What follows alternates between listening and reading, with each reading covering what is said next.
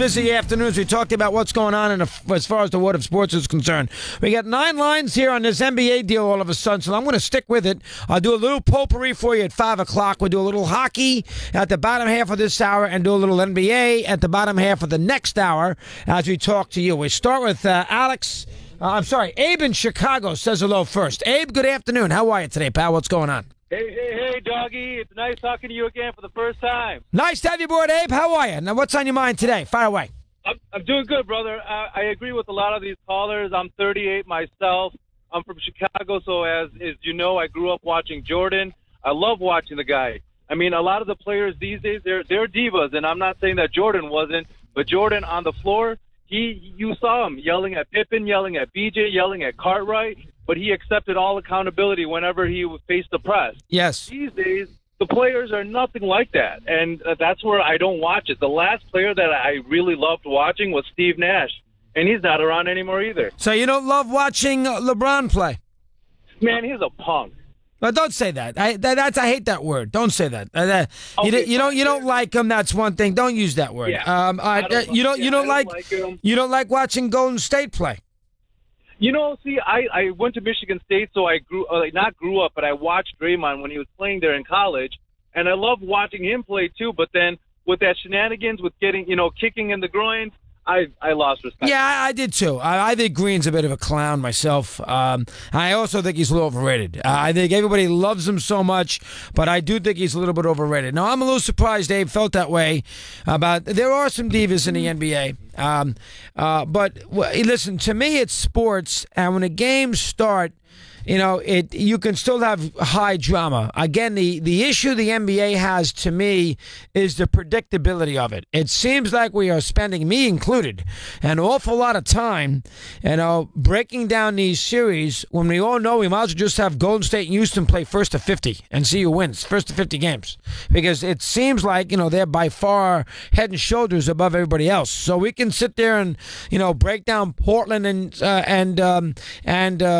New Orleans, and break down Utah and Oklahoma City, and discuss the Heat and the Sixers, and whether the Freak can beat Brad Stevens. We can do that all night, but I mean, when you get right down to it, it really comes down to the idea where let's face it. I mean, barring injury, barring something really strange, we're going to be sitting here around Memorial Day, and we're probably going to be sitting at I don't know about the East. You got to figure Cleveland, who knows, on the other side, Philly, Boston, whoever that might be.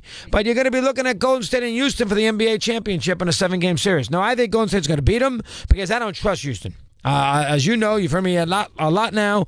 I don't trust that style by D'Antoni. I think it's an excellent regular season style. It's fun to watch, but I think push comes to shove, they will be stopped. I don't trust the player. I think Harden is overrated, and I don't trust him. And I also think that Chris Paul has got a little chokeism in him as well. I don't completely trust him in a big situation. Now, it's not all been his fault. He hurt his wrist. He broke his wrist against Portland a couple of years ago, and he did beat the Spurs that one year. But he has, at times he's laid an egg in these big games. But it's going to probably be Houston and Golden State, and I still think Golden State's going to beat them. As I said, here's Tony in Jupiter, Florida, and he's aboard. He's on Mad Dog Unleashed. Tony, good afternoon. How are you today? Hey, my man, Doggy. How you doing? All right, Tony. Thank you. What's on your mind? What do you have for me? Hey, I'm 56 years old. I'm probably right around your age. I got to say, the only way I'm going to watch the NBA nowadays is if I see an old school rivalry like I used to see in the 80s. The Lakers, Celtics, even a team like Pat Riley's Knicks in the 90s.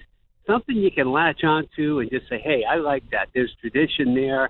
It's an old school team, an original organization that came out of the NBA. Even Philadelphia, I'm kind of stoked to see them see what they can do. But I'm a New England guy. I really miss the Laker. Well, how about a 76ers Celtics second round? That would be interesting. I'd start to think about Dr. J and all those days and all the times we fought him. But that would get my attention a little bit. I'd like to see some of that old school rivalry get back into the NBA again. Then I'd watch it. And you watch it. And it's unfortunate that Boston is not whole. But I have a lot of confidence in that coach. He could figure something out. But I think that could happen. I don't trust Milwaukee in this kind of. I just don't trust them, and I do think that the Sixers will figure out a way to beat Miami. Here's Ricky in Mississippi, and he's got a chance. He's on Mad Dog Unleashed. Rick, welcome. How are you today? What do you have for me? Just fine. I think it's 3 teams in the NBA who legitimately got a chance of winning, even going to the finals. I think in the West, Golden State and Houston. Right. How about the East? It's Cleveland. Until someone beats them, it's Cleveland. And I don't feel if Houston was to pull it off against Golden State, I can't see them beating Golden State and Cleveland in the same year. I think Cleveland would rather play Houston. That would kind of give LeBron his next championship. But I think if Golden State goes and they play Cleveland, I think they beat them again. I think, with all the NBA, I think the intrigue with like a team like Philly, it is an old school type of play. Half court says not all this jump shooting. I mean, but that style of, players now shoot a high number of threes. They don't do it that well. The only team that really has won with that style is Golden State, and I think it's just unrealistic, So, and that's my take. Well, it's a good take. And listen, Golden State, if they're healthy and if they're in rhythm, remember they haven't played with each other now for a while. Curry, Durant, Thompson, what have you, and there is a lot of wear and tear on their legs and everything else, and they didn't play very well at all last 25, 30 games. Now, I don't know if that means anything.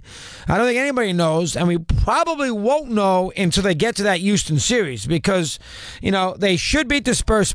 They're not that good, the Spurs, and without Leonard, they're very average.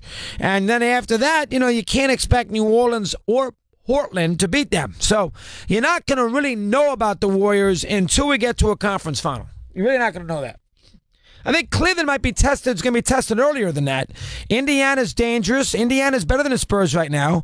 They're dangerous. And, of course, then if they beat Indiana, they got Toronto right after that, and Toronto's got 59 wins. So we will know a little earlier about the Cavaliers, in my eyes, than we will necessarily about the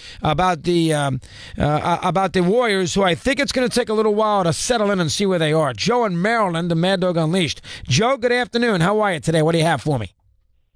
Hey, good afternoon. So I'm another one of those 40-something sports fans out of New England that I think fits into your dynamic of people who aren't that impressed with the NBA. To me, my issue with the NBA kind of came to when there were less position players, when you didn't have the centers and the point guards, and it was a whole bunch of three-point shooters and all offense. That's when I kind of lost interest. And the thing that makes, kind of a contrast to me is with, I prefer, like a baseball where you can last year have a Mike Trout who is your best player in the game, not in the playoffs, which to me says you need something more than just the one player, whereas basketball, it's LeBron James in a... The best players, the best players. Good point. The best players in the NBA get into the postseason. I mean, the baseball doesn't work that way. Trout's the perfect example. Now, Anthony Davis is one of the best players, and he's only been in 2 postseasons. But generally speaking, he's always hurt, so it's almost fair. I mean, you think of the best players in the league, the top 20 players, they're all represented in this tournament. I mean, top 20 players in the league: LeBron, Durant, Anthony Davis. Harden, Chris Paul, Westbrook, George. I mean, they're all Lillard. They're all in the tournament. So I agree with you. The best player usually finds himself in the postseason, and that is not the case in baseball, which is why baseball's got a little bit of an issue because their best players are not guaranteed to be playing in October. And while the best player in the NBA is playing in October or playing in May. Go ahead. As much as I understand that, maybe some people saying, that's why he doesn't get, the number of eyeballs on the game, and that's a downside. To me, personally, just my taste, it's a bit of an upside because there's more of the drama, whether it's going to be a good team, bad team. It's not just, do I have that top 5 guy? Because, the Red Sox, we got a lot of good players, but the Kansas City Royals from a few years back, you would never see, the NBA equivalent of the Kansas City Royals, No. competing No way. for winning a finals. No And way. To me, that's a plus. That's a plus for baseball. But looking at the NBA, if I have to look at the NBA playoffs, and yeah, we're in the playoffs, the Celtics are playing with house money because they're so injured that now all we have to do is sit back and watch the young guys and Al Horford and see, hey, what can they do? And everything that they do is just possibly an upside for what happens next year if they get healthy. But I found the 3 games against New York this past week a lot more interesting and worth watching than I will find 20 games of NBA playoff basketball. You're talking about the Red Sox and the Yankees. I understand that. I get it. No, I love a great NBA playoff game. I love a great NBA playoff game. We're going to get some, and you're going to get some earlier than normal because you're going to have some, you're going to have, if you sat there and watched every game of Portland and New Orleans, there's going to be a great game in there. Now, it doesn't mean anything because they're not winning a championship, but there is going to be a great game in there. Some good players on the court. McCollum's a hell of a player. Lillard's is a all-star, and Anthony Davis is a Hall of Famer. I mean, if you watch OKC Utah, give me some good players in there's good players in that. I mean, obviously, Westbrook's a Hall of Famer, George is a Hall of Famer, and Utah's a hell of a team. So there are a lot of good players. Now, they're not winning a title. That's the problem. They're not winning a title. 4:14 as we continue along the way with Jimmy in Alabama, and he's with us here on Mad Dog Unleashed. Jimmy, good afternoon. How are you today? I'm just fine, sir. How are you? Fine, Jim. Thank you. What's on your mind now? Let me hear. I have the NBA. I've loved the NBA all my life until now. The NBA is an absolute joke. I can't deal with it. Why is that the case? Mostly because of the tanking. Now, I have a theory for eliminating the tanking. Tell me what you think of this. Go ahead. The teams that do not make the playoffs, the team that has the best record of those, well, first thing you need to do is eliminate the lottery. Eliminate that nonsense. The teams that do not make the playoffs, the teams with the best record of those teams picks first. The second best record picks second, so on and so forth. That would totally eliminate the tanking. Dude, give the player give the team the motivation to have the best record who doesn't get in, and then they get the number 1 pick. But how does the worst team ever get the best player then? Because they will make the GMs and the owners work their tails off to make sure they have a competitive team. Yeah. It's not I'm sure they have thrown that point around, Jim. Now, again, they will not adapt that.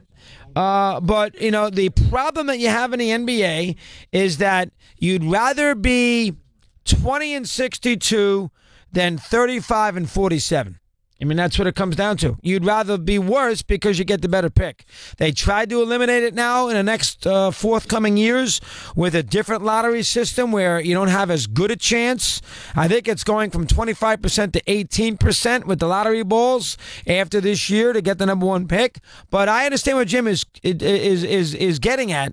Now, the problem is you might have that perennial horrendous franchise never have a chance to get better because he can't get to the, remember there are 15 teams that don't make it, and he can't get to that number 13 or 14th team that doesn't get in to get that number 1 pick. So he's sitting there looking at the 12th best player every year coming out, and that's tricky. But I understand the logic. 16 after the hour here on Mad Dog Unleashed.